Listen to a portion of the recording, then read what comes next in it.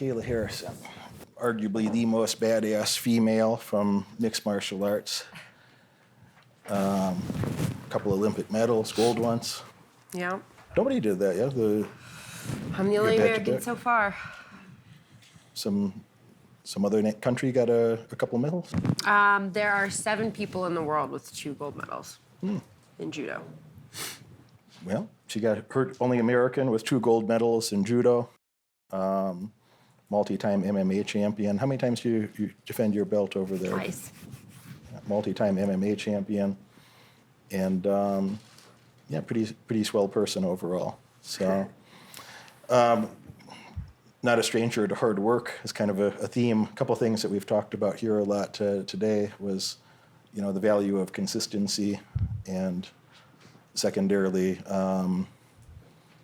kind of ignoring the noise in your environment of, there might be friends or family noise in the short term, or after you become more publicly known, the other sort of noise and distractions and, little internet comments and things like that. Yeah. Trolls. Sure. So, maybe I'll pick up on those couple topics a bit in a moment. But, you mentioned a few, highlights or a little background about your life from early on to who you've become so far. Yeah, so my name is Kayla. I am America's only Olympic gold medalist in judo. I won it twice, in 2012 and in 2016. I started judo when I was 6 years old. By the time I was 8 years old, I knew I wanted to be an Olympic champion. By the time I was 16, I moved out of my house with my family. I moved to Boston to train full-time for the Olympics with the Olympic coaches. And I was also overcoming a lot of obstacles at that point that I'm sure we'll talk about later when we talk about my charity. But really, my goal was always to be the best in the world at whatever it was I did. In 2018, I won the Junior World Championships. In 2008, what year? Yeah, 2008, I won the Junior World Championships. 2010, I won the Senior World Championships, and then in 2012, I became the first American to ever win an Olympic gold medal. Before the 2016 Olympics, really, I was done with judo. I was burnt out. I felt like I had accomplished everything I wanted to accomplish, and I knew that I was ready to conquer other mountains once the 2016 Olympics were done. So shortly after I won the 2016 Olympics, I transitioned into MMA. I'm currently 15-1. I won 2 PFL world titles, 2 seasons with the PFL. And yeah, that's... They hand you $1 million check with that? And a couple $1 million along the way, yeah. What's more fun, winning a belt or $1 million check? Both fun in different ways? Yeah, they're both fun in different ways. I never used to care about the money, but then I got kids, and those things are expensive. They are. I got a vasectomy because I heard those Probably were expensive. A lot cheaper. I didn't have them. I adopted them, but they're still expensive. Fair enough. There's where our lifestyles diverge. I think Kayla's been great as a person that I was interested in talking to for some time, and she made time recently to chat a little bit. And she, somewhere in her head, she's like, "Who the hell is this Moneyberg guy?" And she said, "He spends time with a lot of people I know, I guess." I'm making this up, by the way. She never told me this. I don't know what the hell she thought. But when we met each other, we got along very well from the beginning, and I've enjoyed the friendship that we've had thus far, and look forward to doing a few more things together. Ditto. And I appreciate you making time to come chat with my folks here. We'll do some Q&A in a bit, but it's a conversation. I think is going to be a theme of the week. Is kind of a boring topic. A lot of people don't like of just consistency. They want to ask questions about winning and high level success, and a lot of people that are successful at a high level that they're inconsistent in their behaviors or their training. Or I don't know any. I never heard of that. Doesn't exist. What does it take to win those gold medals? What you just go train when you feel like it, or no? How does that work out? That's do some random shit and see what happens. Throw spaghetti at the wall. No, I think one of the funniest things about my judo career in particular is that everything I learned in the first 6 months of judo is what I won the Olympics with. I became a master of the basics. I did the same shit every day for 20 years and won 2 Olympic gold medals out of it. You know, it wasn't rocket science. I wasn't a big flashy player. I didn't have, you know, this amazing, crazy highlight reel, but I was consistent. I had hard work ethic. I stuck to the game plan like a robot. And that ultimately made me super successful. So some of those things that I imagine, and I'm not a historian of judo, but some of those things I imagine go back, you know, 100 and something, a few hundred years in the samurai traditions, etc., were from Japan. So Yep. you didn't just, you know, do some new trendy shit that you saw on the internet? No. You just did the stuff that's been working for hundreds of years? Yeah. Oh. That's it. But I seen on Instagram that the new trendy stuff is cool. But then you just invent some new stuff that wasn't tested. And Yeah. yeah. That's not my, that's not how I roll, personally. You know, that's kind of what I did in a different area, is did a lot of boring things where people say, oh, what are you trading today? Nothing. What are you buying and selling today? Nothing. Well, you know, but how are you making money? I just buy boring shit and sit on it for a number of years Stick to the and basics. collect a dividend. Yeah. And then some time later, you know, I sell it and make 5x, sometimes 18x. Yeah. But on a portfolio, maybe 4 or 5, 6x what I paid for it. And I tend to buy things that are out of favor, that nobody likes it at the time.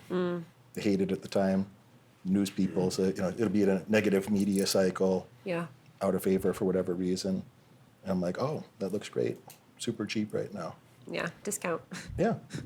And, you know, maybe an example of that, maybe I'd, you know, vocalize it, and hopefully it's not so too boring, but I was looking at Macy's back in 2020, like the boring department store. I don't shop at Macy's. I don't feel anything. I have no emotions about Macy's. Couldn't care less about Macy's. But I'm looking at their assets. I'm looking at the real estate specifically, or primarily. And then secondary, you know, the real estate, if you paid all the bills, the company at the time was worth $2 billion. The whole publicly traded value of the company is about $2 billion. The stock was $4 and change. And if you took the real estate, they have a building across the street from Madison Square Garden that's worth about $2 billion by itself. Yep. So if the brand name was worth nothing, Yeah. and, you know, et cetera, if, you know, they had the number 10 retail website in the country, in the best economy in the world. So if you think nothing of the brand name, if you think nothing of their website, and you just look at the assets, you're like, well, if they sold their credit card business, they'd get $3.5 billion. If they sold their makeup line, what's it called, Blue Mercury or something like that? I think it's called Blue Mercury, which is, you know, it's a higher level Sephora, but not as widespread as Sephora. So it's worth about $1 billion net. If you looked at the real estate, you paid all the rest of the bills and sold that off in inventories and net everything out, it's worth, you know, 8-point-something billion, Wow. 8.5, and the company's trading for about 23% Wow. of what the assets are worth. And it's just hard to lose money that way. Wow. So, you know, I'd buy boring things like and 20 other boring things that I could tell similar stories about. I don't give a shit about Macy's. But if I could buy their stock for under $5 and it went to 37, Yeah. and if you had any leverage in that as well, I mean, you can have tremendous returns from some of this stuff. And I just do boring math. I look at boring things and do boring math and think about what's the worst that can happen if you're paying 20. Would you buy your neighbor's house for 23% of what it cost them to build it? It's just hard to lose money that way. Yeah. Yeah. Makes sense. So, you know, some of those little boring things, I don't care what the new trendy thing is on the internet. I make fun of it. When I find out about it, when everybody starts asking me about it, I'm like, oh, they're teaching me the next thing to make fun of. I don't care about the new Yeah. the NFT. I don't know Yeah. what an NFT is. I actually don't either. I don't need to play with crypto jibber. Some people in the room he made a few $1 million on that. Some other people here made money like that, and good for them. But I just like to do boring things that I know how they work. Consistent. Yeah, I know how they work. I feel confident about the future when I spend money on it. You know, I guess I would go back to the MMA stuff. It's like I got my little purple belt test coming up next week. I'm kind of excited about that. So I don't know shit about MMA like you do. I just started, 19 months ago. That's But, awesome. Purple belt, though. Yeah, but I got my blue belt in 7 months because I had the best coaches in the world, and I'll train several hours a day, and I'm very coachable, and my brain works. I can retain information very well. And I don't mind doing boring things repetitively. I don't mind to do the I don't want to say people's names, but once in a while somebody comes over. It'll be our first time training together, and they want to work on 30 things. And I'm just like, No, see, this is like just pick 3. Yeah, we talked about this before, how I said when I teach a clinic or I go somewhere, the first thing I have everyone do is like learn how to grab the gi, and I'm still talking about judo, but the first thing I would do in an MMA clinic is like, okay, let's look at your stance. Like, that's the first thing you're gonna learn. That's the first thing we're gonna go over. And then I might go over one move standing and one move on the ground, and that's it, because realistically, that's all you need. You don't need, I don't even know if I know 37 judo throws. Probably you do.